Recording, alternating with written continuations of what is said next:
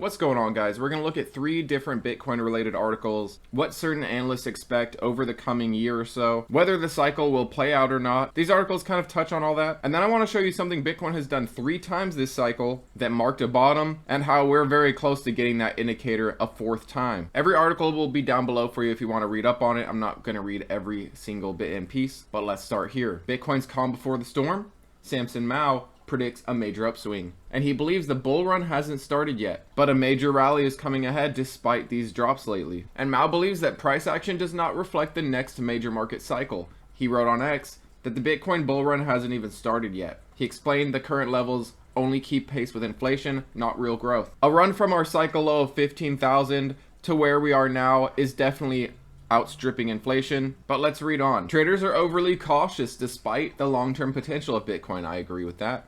He added that Bitcoiners should focus on the big picture. I also agree. He emphasized that fears of a prolonged downturn are misplaced. That may be true. This might be the most tame crypto winter we will ever see. Similarly to our bull run has been one of the weakest performing bull runs in history. As the market cap grows, as Bitcoin gets larger and larger, these run-ups will be less and these pullbacks will be less. It is going to be less volatile over time. This happens with all assets over time. In the early years of the stock market, it was a lot more volatile than it is today. And we can expect the same from Bitcoin. Over time, it will become more stable, which is a good and bad thing. Yes, the bear markets will be a little more tame and easier to manage, easier to handle and stomach, but these big moves up aren't going to be as big of a move up. I mean, even this cycle, I was hoping for roughly a 10x. Whether we get there or not is anyone's guess, but a 10x from our crypto low to our top is hardly anything compared to previous cycles that have given much more multiples. He notes that Bitcoin has been basically flat for 2025, suggesting a delayed cycle peak. He added, if you believe in cycles, then it hasn't topped. He believes the next cycle top could arrive in 2026 if traditional cycles hold. If traditional cycles hold, you always see the peak on the year after the halving. Our halving was 2024.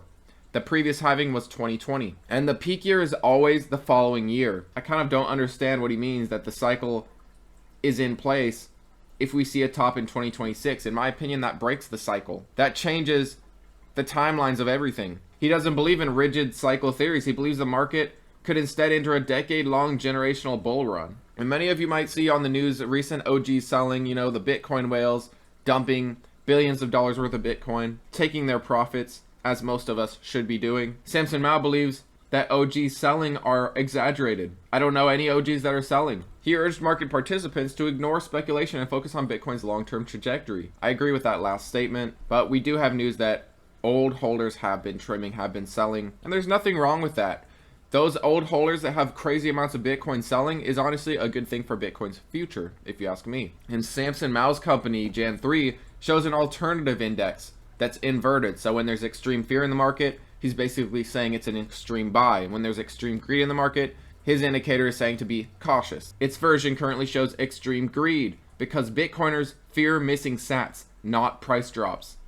Well said. The market's crying, Bitcoiners stacking. While that last article for me raises eyebrows and I don't fully agree with everything, it is a possibility. And it's the dumbest people that think they always have to be right. I know that I don't have to be right. Bitcoin doesn't have to go 150K to end this cycle. That was my prediction. I'm still hanging on to that it's possible because it is, and I'll show you what we have seen previously and why I think a move like that isn't actually crazy. But let's continue on to this with another take. Bitwise CEO says crypto winter is not coming, and the Bitcoin retail investor is at max desperation right now, which is a good sign. And Matt Hougan says that while the retail investor is at max desperation, he believes that because of this, crypto prices may bottom out sooner rather than later. Amid this heavy selling, a new record high for Bitcoin before the end of the year isn't unreasonable. It's almost a tale of two markets. Crypto retail is in max desperation.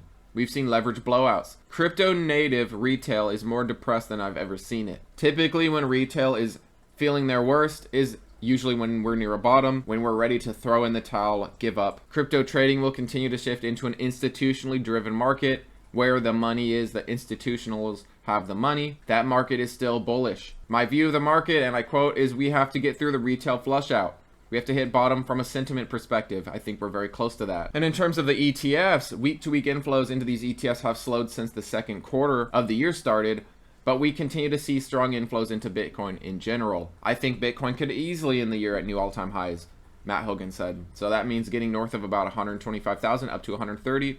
Whether we get all the way up to 150,000, we'll have to see. That we will, Matt Hougan, that we will. I do think the sellers are nearing exhaustion and the buyers are still relatively hungry. And when those two things cross paths, I think we could end the year close to or new all-time highs. And if we're lucky, we'll get to Tim's and Sailor's target as well. We do have to finish the washout of retail sentiment. I think we're closer to the end of that than the beginning, but there always could be a little more downside. The institutional investors will drive the market forward. All right, next up we have a JPM article. They believe Bitcoin is heading to 170,000, not by year end, but over the next 6 to 12 months. They believe it has significant upside over gold, and I agree. And they basically base this on gold's private sector investment, $6.2 trillion in gold's private sector investment. Bitcoin's price would roughly need to climb 2/3 to reach 170,000 to pair with this. Excess leverage has largely been cleared. Typically, you need that before you get that next move. The market doesn't want to reward people that are over leveraged. They want to typically kick those people out before they make the next move up. And I do think this is what we're seeing with these massive liquidations recently. Kicking out the margin, kicking out the leveraged traders, so then Bitcoin can move higher. Now, I just barely touched on this article. There's really not much to it. But if you want to read it, it'll be down below. Those were 3 articles with slightly different takes for each. Now, we do have something to worry about with Bitcoin. Bitcoin is continuing under its 50 MA on the weekly.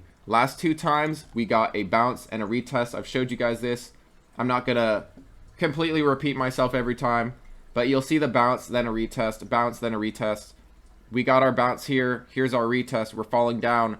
You know, we did get this wick each time and then it recovers. So we'll see where this week ends, but we need this weekly candle to recover. We need to see Bitcoin in the week at roughly 103,000 or higher, so we don't see that we're dropping under this 50 MA on the weekly.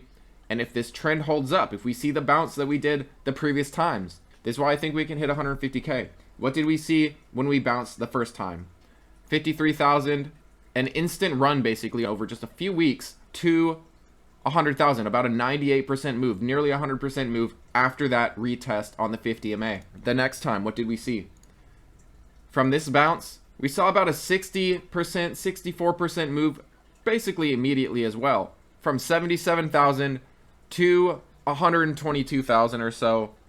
60-something% move. We went 90, then 60. If we can see somewhere in between these two moves, the 90% move, the 60% move, if we can get something close to similar, even if we can get a 50% move from here, that would put us right at 150,000. Don't sit here and say it can't be done. We have done this before with even bigger moves from a bounce on the 50 MA on the weekly, but we need that bounce on the 50 MA on the weekly. If we break under it, if we find it as resistance, all bets are off and we're probably heading lower, just like we did the previous times when we broke the 50 MA on the weekly and it becomes resistance. There it is there. Again, in the last cycle before it, this is the 2017 top, that was the 2021 top. We found resistance both times at the 50 MA on the weekly. Once it wasn't able to hold as a support, party was over. And that's why I think it's crucially important that Bitcoin holds the 50 on the weekly. I'm surprised more people aren't mentioning this, more people aren't noticing this. It's a very clear pattern and it's very easy to follow. We have something else that's very interesting for Bitcoin as well, that we are approaching this indicator I was talking about that's about to flash. And each time this cycle, every single time this cycle that we have seen it, it marked the bottom. I showed you that it happened 2 times. It's actually happened 3 times this cycle. Here is a death cross at 27,000. Our first death cross this cycle. From when we recovered at 15,000, we got our golden cross, and then we started pulling back. We saw a death cross that marked the low at the time, 25,000. That marked our low. We ran, saw a golden cross, we continued running. Our next death cross marked another low at 52,000 on that Mt. Gox pullback. Do you guys remember that? Remember how negative people were and how bearish people were. We ran down to 50,000. After that, we saw a 100% run. We saw Bitcoin double. People were thinking this was it. Mt. Gox selling, this cycle's screwed, the manipulation is insane, blah, blah, blah, blah, whatever excuse we could come up with. And then Bitcoin ran and hit a new all-time high, doubled in price. We did it again. We saw a massive pullback. People had a ton of fear like they do now, had doubts on the cycle. We saw our death cross and we marked the bottom there. We are approaching the death cross again. Once this red line crosses the green line, that is the death cross. Will this be what we have seen the other times this cycle, the other 3 times? Will we bounce on the death cross? It's kind of funny that it's playing out like that, where these indicators that are typically a sign of more pain, if you get a death cross, it's a sign that the trend has been bad, but that marks the bottom, just as the golden cross at times marks a top before a pullback. What we need to watch is the 50 MA on the weekly. Can we hold over the 50 MA on the weekly? And can we bounce on this death cross? This is what's coming in the next couple days to weeks. We need to watch it. The market will tell you what's going to happen. There's not a single YouTuber that 100% knows what's going to happen. I think we need to depend on the chart here, more so than ever. And those 3 articles can be completely irrelevant. They're interesting. It's interesting to see what other people's takes are. But the reality is Bitcoin's going to do whatever the hell it's going to do, depending on who buys and who sells. One thing I know for certain, though, is with retail sentiment so negative, that to me is a good sign that we are going to higher soon. And we're going to have that last explosive rally before the cycle ends.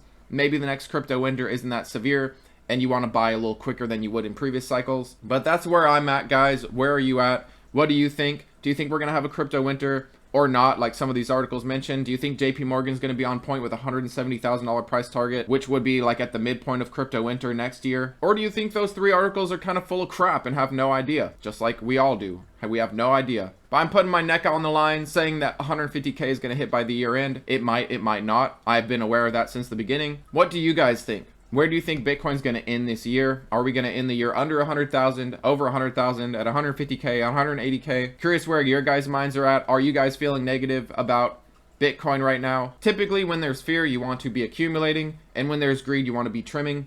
In reality, with Bitcoin, with a long-term mindset, you can't lose. Bitcoin will go up higher over time.